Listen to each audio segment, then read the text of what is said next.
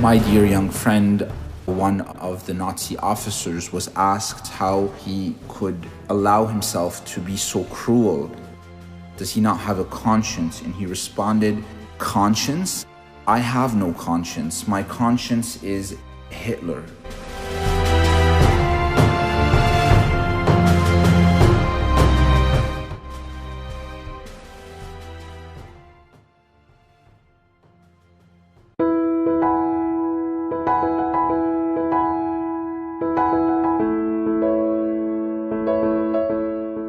The lack of conscience, the lack of love, the lack of kindness, the heresies, the injustices, the persecutions in the world and in the church, all of these, I would suggest you have behind them a lack of knowledge of God.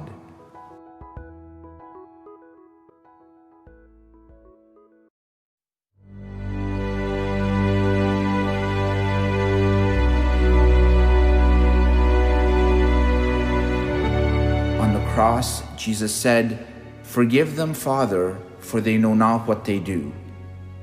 It's not so much that they don't know something, but that they don't know someone, that they don't know God. And that ignorance, that lack of knowledge, has been the cause of so much evil.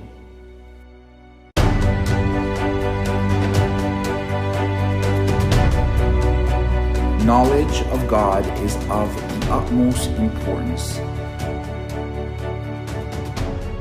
It is more important than all other knowledge, of all knowledge combined. You can be certain, if God is so little loved, it is because he is so little known. If you feel yourself to have very little love for God, perhaps it is because you have not come to know him.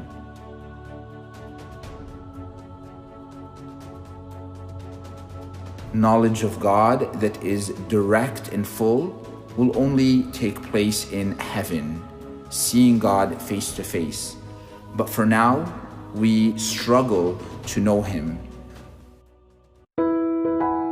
The bee descends upon a flower, rests upon it, and remains until it has extracted all it wants, and it's now full, and so therefore it can depart.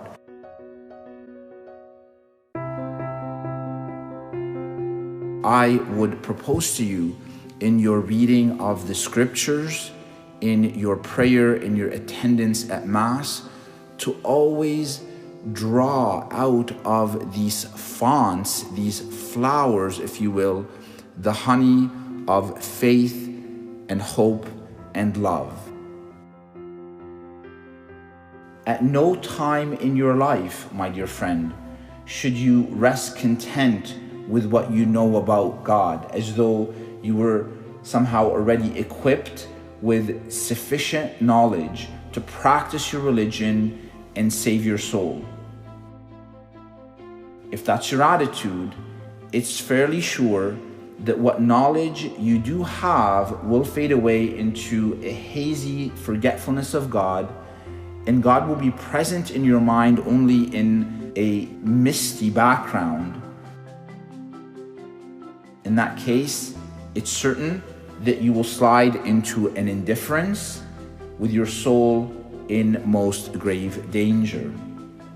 Here I think of Saint Bernard of Clairvaux, a great lover of the Blessed Virgin Mary.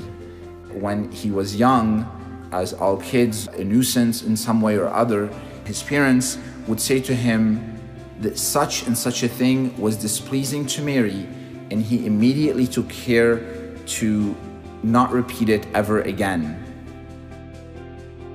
While you are now young, resolve that you are going to increase in your knowledge of God daily. The time in your life when you will know most about God will be the day of your death. That is the day that you will need that knowledge most. Let us turn to the Blessed Virgin Mary.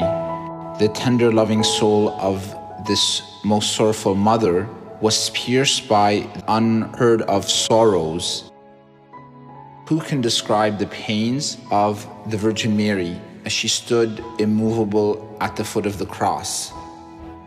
What made her be able to be so strong? She knew that the Eternal Father willed that Jesus Christ should thus die, and that she should be present at his death. And this knowledge gave her strength to stand there and endure it all. Holy Virgin Mary, pray for us, your children who have recourse to you.